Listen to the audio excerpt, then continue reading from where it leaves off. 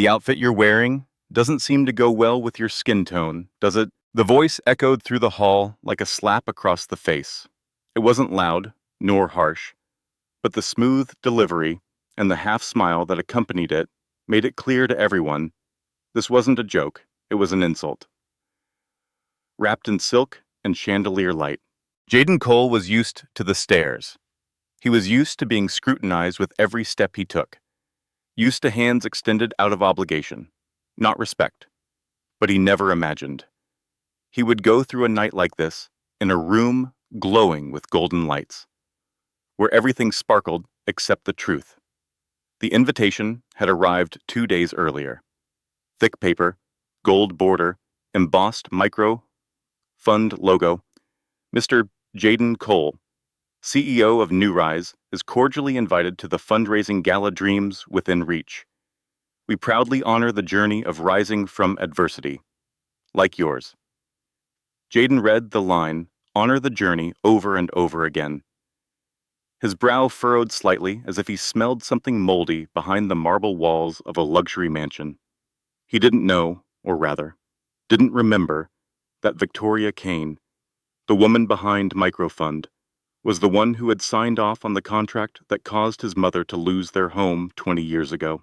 Back then, Jayden was just an 11-year-old boy, sitting behind a wooden door, watching the moving trucks pull up, along with a man holding a red pen, at the Asteron Hotel. The setting was straight out of a Hollywood film, massive crystal chandeliers, luxurious white silk drapes, background piano music, and the constant clinking of glasses. People laughed, toasted, took selfies while Jayden, in a light gray suit, walked in unnoticed, even though he was invited as the night's inspiration. No tie, no golden lapel pin, no glittering name tag like the others. A server approached him and whispered, "Are you with catering?" Jayden simply gave a soft smile and nodded, neither confirming nor denying. He walked deeper into the ballroom, trying to keep composed, eyes avoiding the camera, flashes, and the evaluative glances. He stood near the back of the hall. That was when Victoria Kane stepped onto the stage. Golden curls, perfectly styled like a fairy tale queen from a spring fragrance campaign.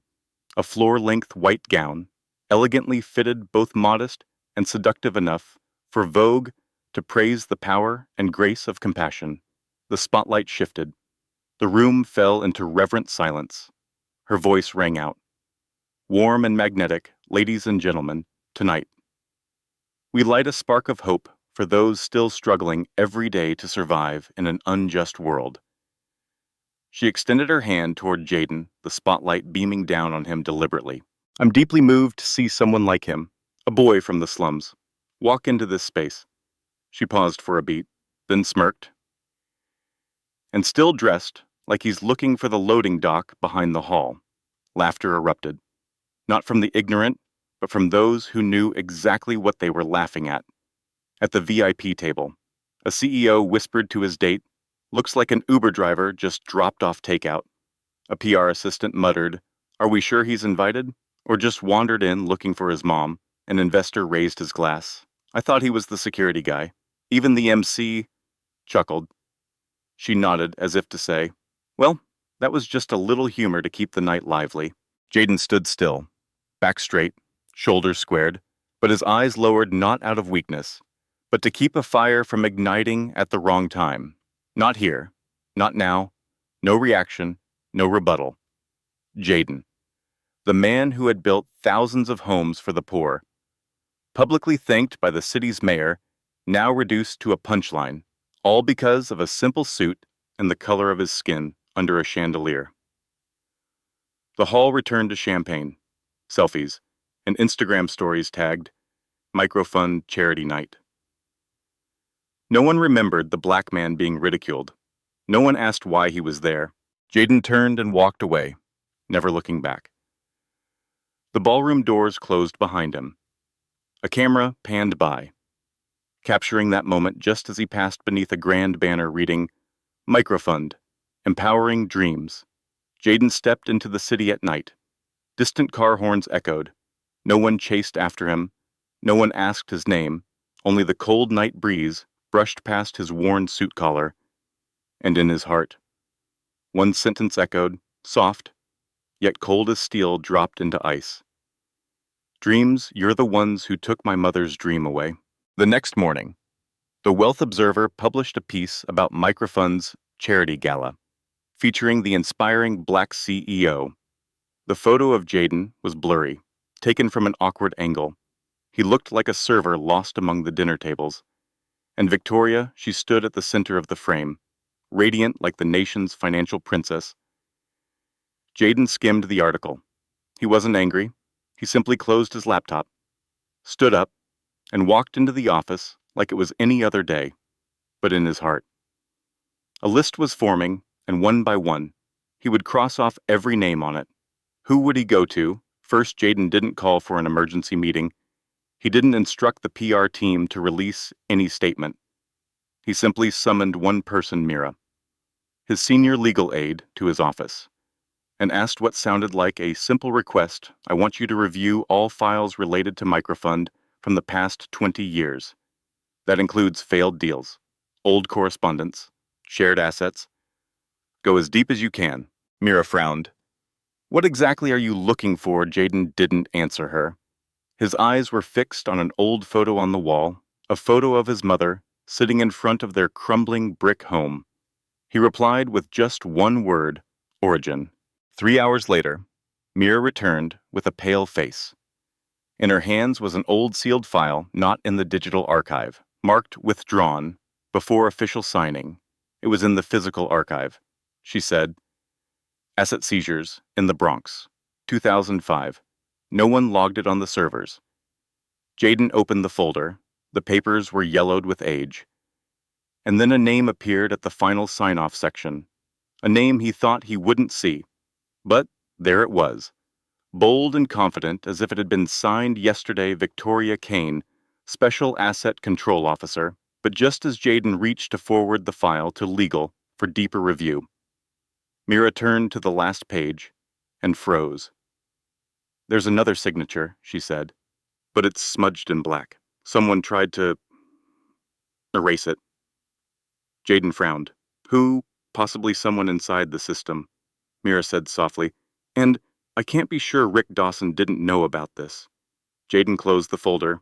He said nothing more, just gestured for Mira to leave the room. When he was alone, he pulled open a drawer and took out an even older photocopy.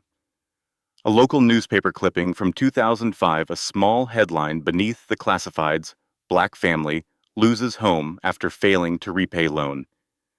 Microfund rep claims all procedures followed. The printed photo was grainy. The woman in the image, a blonde, standing in front of a collapsed home, holding a clipboard. Jayden stared at it in silence. His fingers traced the face in the photo. What was it about this image that held his gaze? Not emotion, not pain, but a dark birthmark behind Victoria's right ear, something no one outside her family would ever notice. And Jayden remembered. His mother had once told him the woman who came to reclaim the house that day wore a hat, sunglasses, but had a brown mark behind her right ear. Victoria didn't just sign the eviction order. She had gone there herself. She had stood on that sidewalk and watched Jayden's mother break. Jayden leaned back in his chair, his face expressionless, but his lips moved. This time, Mom won't lose her home, and I will reclaim every shattered brick from that day. He turned his chair toward the window, gazing out at the city skyline. Below were skyscrapers and glowing billboards. Jayden's hand gripped the armrest tightly. His eyes locked on a distant point, the Microfund headquarters, standing alone at the heart of the financial district. Right then, Mira rushed back in, holding a fax from the New Rise local office in the Bronx. Mr. Jayden, there's a problem. Jayden turned, his gaze sharpening. What is it? Mira swallowed hard. A new housing project just got delayed. A third party swooped in and bought the land minutes before closing. She paused. It's the same land, where your mother's house once stood. He once sat behind a leather-topped desk, wearing a red tie, signing million-dollar contracts. Now, he curled beneath a makeshift shelter made of torn tarp, warming his hands with a can of hot water from a relief station. Jayden didn't recognize Paul right away. How could he possibly picture a former senior financial control officer at Microfund, sitting in a temporary camp, unshaven, eyes hollow like someone who had lost all faith in the so-called justice of the market? Why was Paul here? Jayden had received an anonymous call. If you want to know who handled your mother's eviction file, go to shelter number 4. Ask for Paul. At first, he thought it was a trap, but when he saw Paul's face, the same one from the old HR files, he knew this man had fallen out of the system, but still carried the memories. Paul looked up as Jayden approached. No greeting, no handshake, just a long, direct stare. I knew this day would come. Jayden sat down beside him, not caring that his suit jacket was now coated in dust. I'm not here for an apology. I want the truth. I've got nothing left to lose. Jayden, Paul replied, eyes gazing into the void. But that day, I lost everything because of a file. He pointed to his chest. They said I didn't fit the company's direction. That direction. The one MBA kids now call asset optimization. Jayden remained silent. Paul reached into his old coat pocket and pulled out a worn, old object, a cassette recorder. Its plastic casing faded with time. I knew they'd deny it. I knew the system would erase the evidence. But I used to be a sound engineer before I worked in finance. Jayden, I know how to hide sound, just like they hide guilt. Paul placed the recorder on the rickety wooden table. Listen, and if you think I was wrong to keep it, smash it. Jayden pressed play. A crackle. Then a woman's voice, cold, sharp, nothing like the merciful image Victoria Kane projected on TV. Those brown-skinned roaches, sweep them out. They can't even read half those clauses anyway. A harsh, dry laugh followed, then a male voice. North American accent. You sure this won't leak? Relax. The contract guys know how the game works. Anyone who doesn't gets cut. Jayden froze. Paul looked up, his eyes dim. Your mother's house was right at the front of the lot. They wanted visibility. And your mother wasn't a client. She was an obstacle. Jayden clenched his fists. Why are you giving this to me now? Paul closed his eyes, exhaled. Because I didn't think you were ready to fight. But last night, when I saw your face on the news, standing there, lost among the charity crowd, I knew you were ready. But the tape, was it a key piece of evidence, or just the tip of the iceberg? Jayden held the cassette player.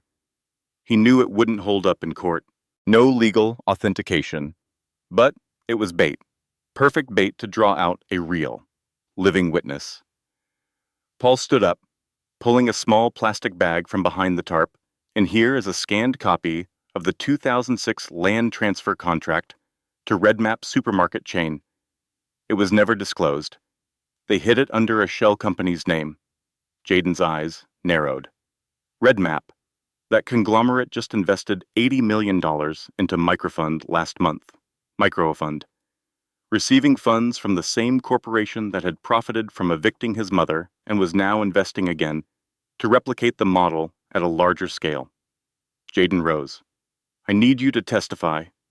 Paul laughed, bitterly. You think anyone listens to a man from a homeless shelter? What am I to the law? No home, no ID, no credibility. Jayden replied firmly, No. You're a soldier, a forgotten one. But the war is just beginning. Jayden turned and walked away. But just as he reached the shelter gates, his phone buzzed a message from Mira Jayden. We have a situation. The Bronx land deal just went public with your name attached. Jayden opened the attached link. The headline blazed across the screen, Black CEO leading housing fund, once involved in evicting poor families. Jayden threw his phone onto the table.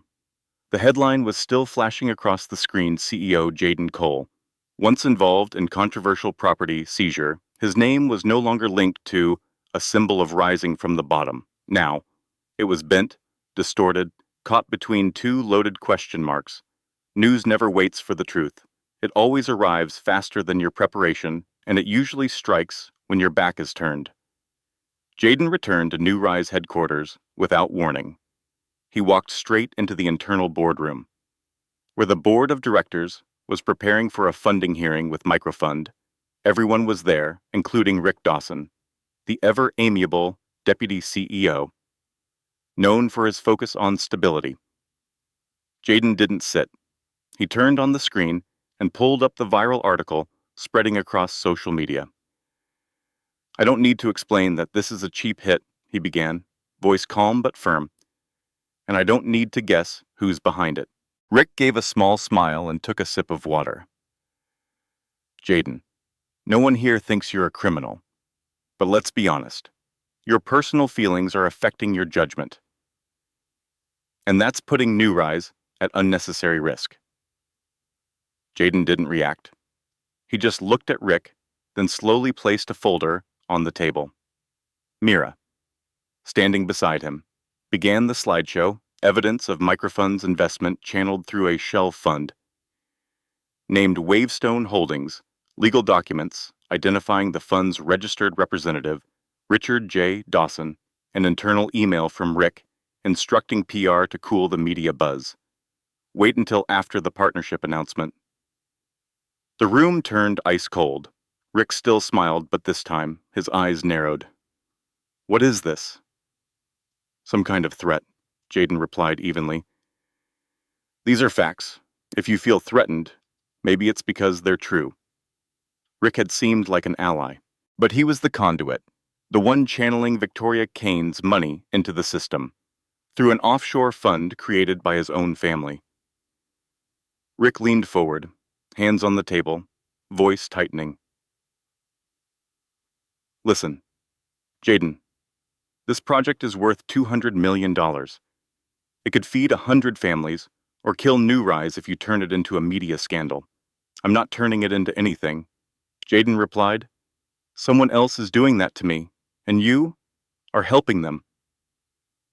Silence. No one on the board spoke. They looked at each other. Each one of them knew money, especially the kind that's clean on paper, but dirty in truth always wins if no one is brave enough to stand. Rick seized the silence.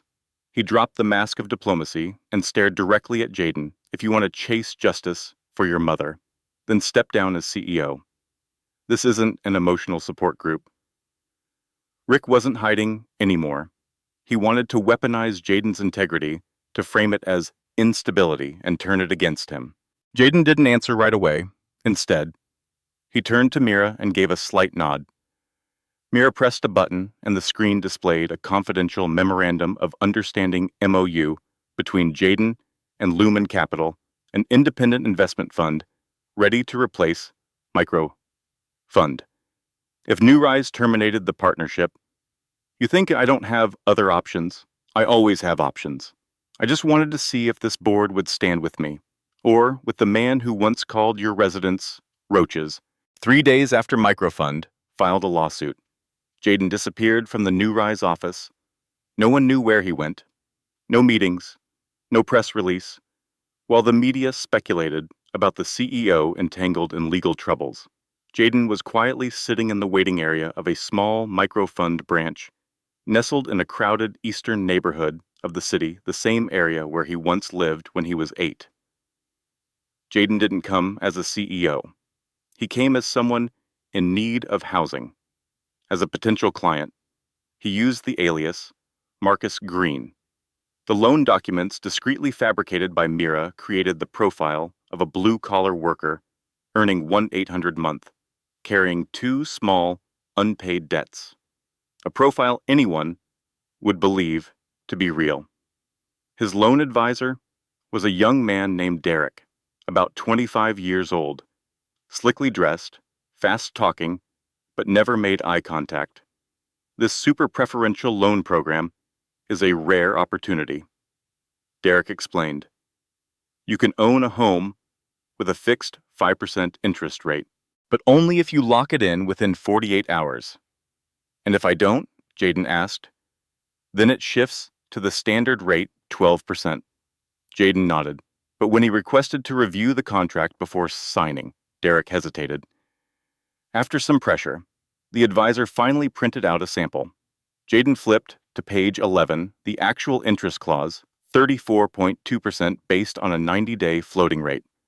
Why did a contract advertise 5% but bury the real rate on page 11 in text smaller than an ant's footprint? Jayden said nothing. He slipped the paperwork into his coat, bowed politely, and left like a disappointed man denied his dream of homeownership. But just as he reached the door, a small sob broke the silence. A thin woman, holding a crying child about 4 years old. Are you okay? Jayden asked gently. I already signed, she said. They said it was 5%, but the paper looks different. I couldn't read it all. Do you have a copy? No? They said I'd get one once it's approved. Jayden walked out with his throat tight, not because he felt powerless, but because the system was too perfect. Perfect in how it was strangled. Legally. He returned to the office a week later. No one brought up the lawsuit. The PR team had handled it, replaced it with bland coverage and distraction stories. One morning, Jayden went back to the same microfund branch, but the doors were locked. The signs are gone. The staff vanished. This branch has been closed, an old security guard said, merged with the new financial center downtown. What about the customers? Jayden asked. Who knows? Probably just got a notice. Jayden caught a cab to the apartment complex the woman had signed for a modest 4-story building at the end of the block, still hung with a bright red banner, Hope Housing, a microfund project, but her Unit 2B was sealed with a crimson sticker, property seized. Reason, failure to complete ownership documentation on time. In just 7 days, an apartment had been purchased, seized, and a family vanished. Where were they now? Jayden asked around. Eventually, a parking attendant told him he'd seen a woman sleeping in a truck at the nearby park holding a child. Jayden went there. It was her, the same woman, now wearing a worn windbreaker, her hair matted and greasy. The child lay curled up on her lap, sleeping, lips blue from the cold. Jayden approached. She looked up, startled. You're the man from that day. I'm sorry, I came too late. Jayden sat beside her, said nothing else. They sat in silence, watching the child sleep. And then, as if fate chose that precise moment to cut deeper, the little boy stirred, eyes half open. He looked up at Jayden, didn't cry. He simply asked, in a soft, hoarse voice, Mister, do you know anyone who can help my mom? Monday, 8 to 10 a.m. Jayden pushed open the doors to the New Rise office. He wasn't late. He never was. But today, something shifted. The eyes of the HR team faltered for just a moment. No one greeted him. No one smiled. No one avoided him. But no one met his eyes either. Just a vague, uneasy stare, somewhere between worry, confusion, and doubt. On every desk, people were glued to their screens, not presentation slides, not to financial reports, to headlines, lots of them. Forbes, Bloomberg, the New York Times, BuzzFeed Politics, and all with one strangely synchronized title. New Rise confirms Microfund was a strategic partner during early expansion phase. Jayden froze. He stared at the nearest monitor. There it was, his company's logo placed right beneath the name of a fund he had once called a parasitic profiteer. Before anyone could speak, Mira, Jayden's closest aide, came rushing in, nearly bumping into him. Her face was pale, phone still open to a live news feed. Victoria Kane held a press conference at 8 a.m. live. She just declared that Microfund has been financially supporting New Rise since the beginning. And Mira swallowed hard. And she called you a trailblazing black leader for social justice. The room fell silent. Jayden didn't respond, didn't furrow his brows, didn't rage. as people might have expected. He just stood there, outside. Reporters crowded the lobby. The hashtag #BlackTokenCEO started trending nationwide. The New Rise homepage lagged from a spike in traffic. Then the first edited clip appeared, a snippet from last year's tech summit. Jayden, in a gray suit, on stage with soft amber lighting on his calm expression. New Rise wouldn't be here today without the trust of community investment organizations. Below the video, a bright red caption flashed: Jayden Cole, CEO for the poor. Sponsored by exploiters, Jayden stepped into the boardroom.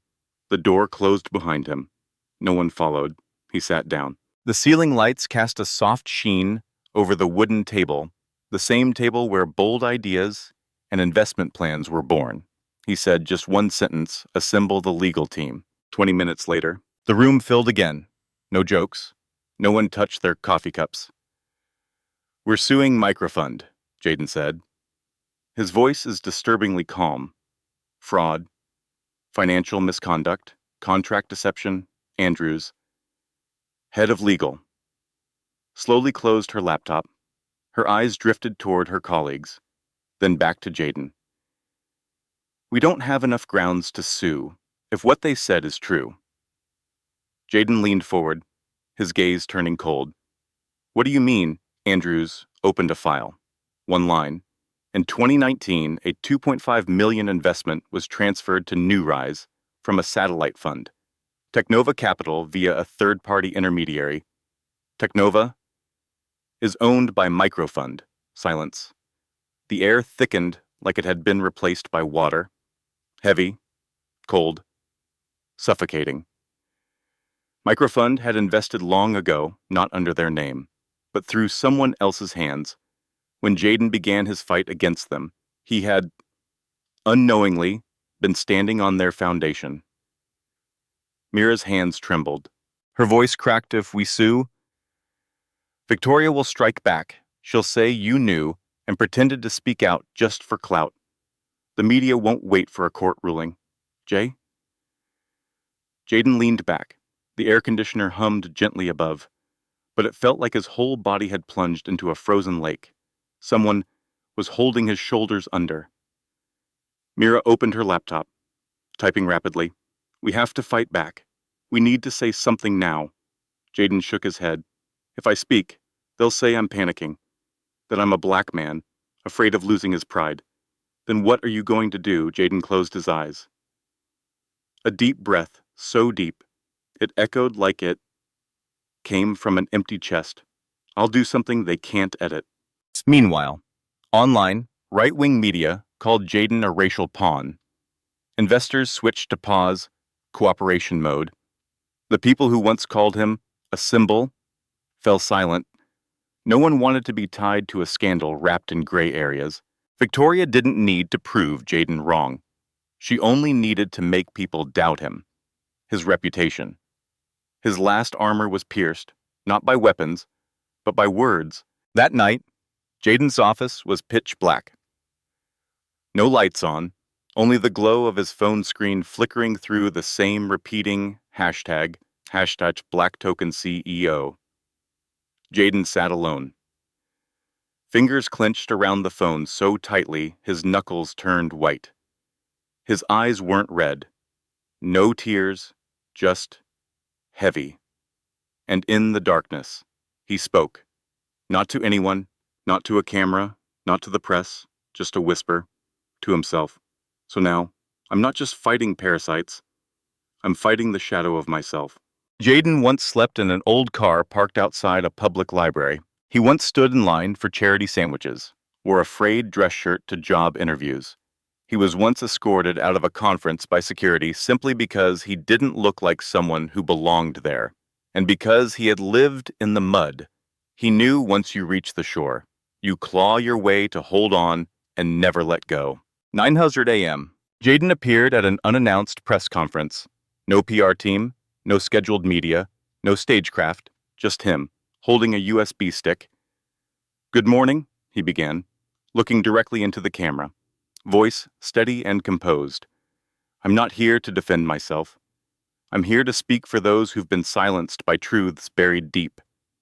He opened his laptop and projected onto the screen an audio recording. Victoria Kane's voice, "He won't dare sue. Who takes on microfund? We bought his image. The media will handle the rest." A contract document confirming that Jayden had been pressured to sign a non-disparagement clause under financial duress, at a time when New Rise was still struggling to break even a clause that threatened to pull all funding if he spoke out. The room fell completely silent. An hour later, New Rise announced it would reject the $200 million funding from Microfund. Jayden turned it down, knowing full well the company might not survive the next quarter. He said, "I once lived on $7 a week, but I can't teach my students how to live with integrity if I compromise with what's wrong." And then the unexpected happened. A witness came forward, a former senior executive at Microfund, once a close aide to Victoria. They sent an anonymous email to New Rise's legal team, offering to testify on one condition: complete identity protection. In the email, the whistleblower wrote, "I used to believe in Microfund's ideals, but I can't keep watching them bury people like Jayden, people who tried to rise from poverty by their own hands." Days later, the tide began to turn. The same journalists who once labeled Jayden a token now requested new interviews. The Washington Post ran an editorial titled, "When the Humanitarian Hug is a Golden-Plated Shackle." Former Microfund employees began posting vague but pointed messages. Jayden isn't the first, just the first who dared to speak. Evening News, NBC. The anchor paused briefly, her voice softened. Heavy today. A black CEO, standing alone, has officially challenged a national financial empire. But will justice speak loud enough when the man rising up doesn't carry a billionaire family name? The camera cut to Jayden, exiting the courthouse. No entourage, no crowd, just him, walking slowly through the night city streets, yellow light casting down his back, his spine straight as steel forged from the past. A soft voiceover echoed, "He once lived to survive.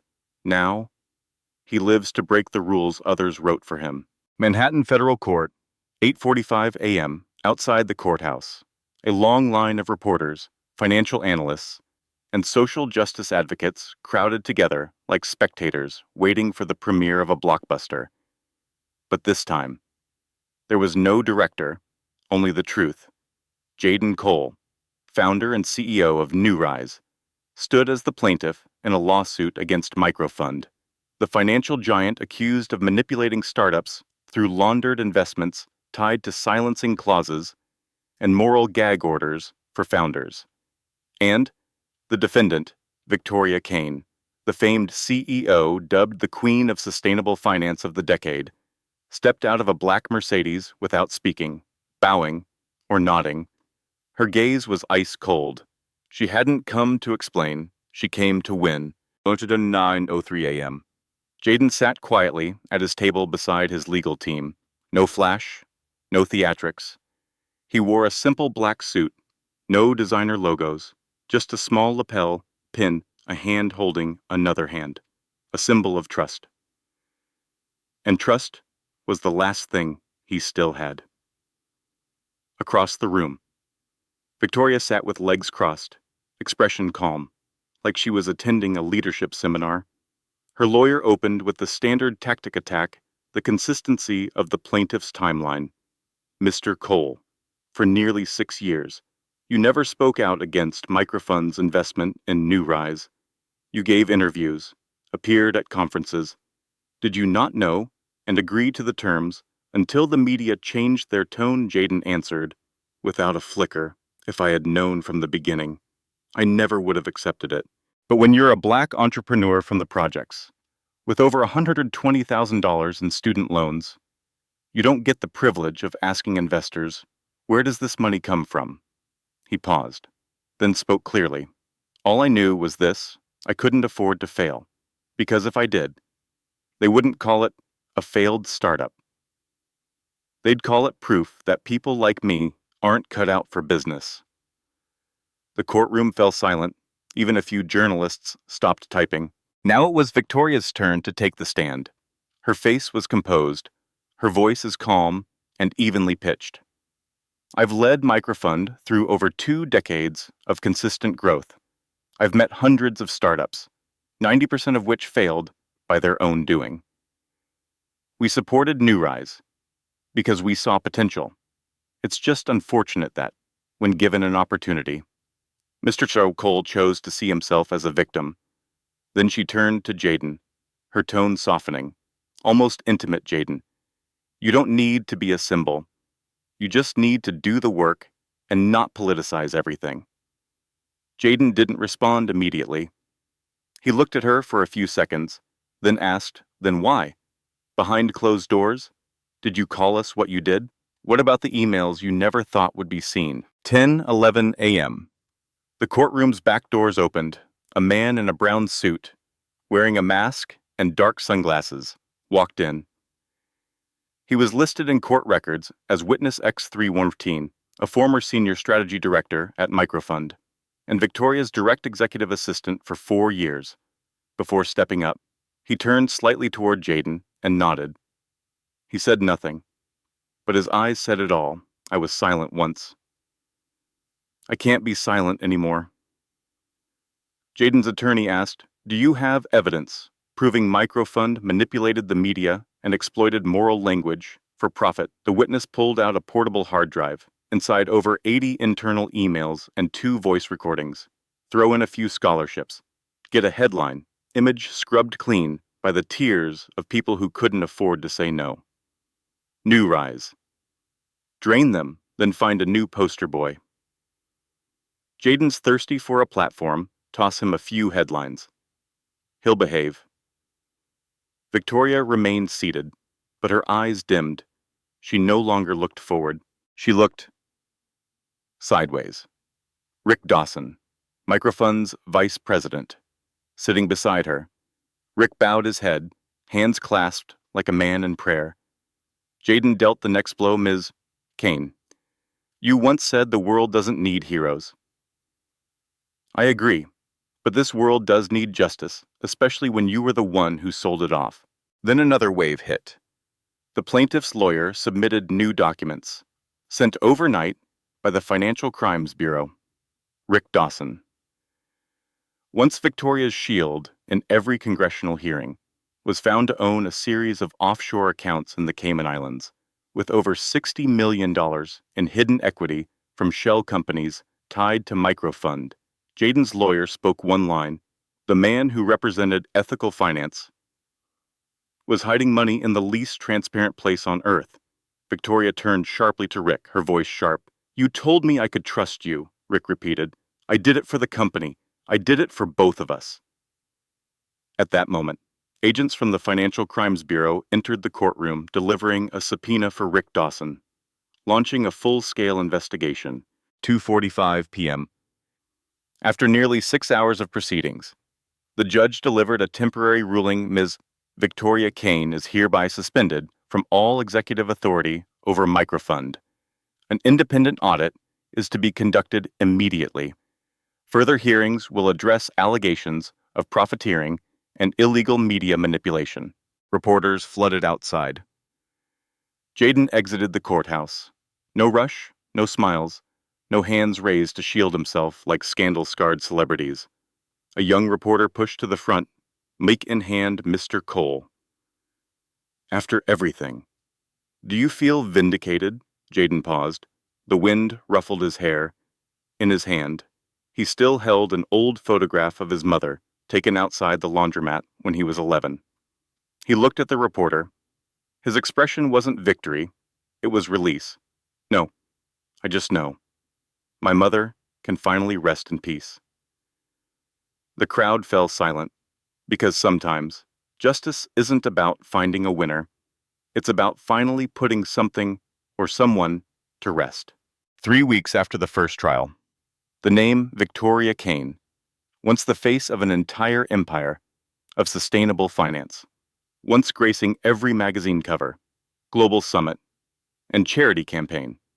Now, it no longer appears on Google Ads, no longer on Forbes, no longer on any board of directors, only in a cold, bitter hashtag queen of extraction. After the court stripped her of executive control, a wave of investors withdrew from Microfund within 48 hours. A domino effect began. Ivy Gold Capital pulled its full $210 million from all joint ventures.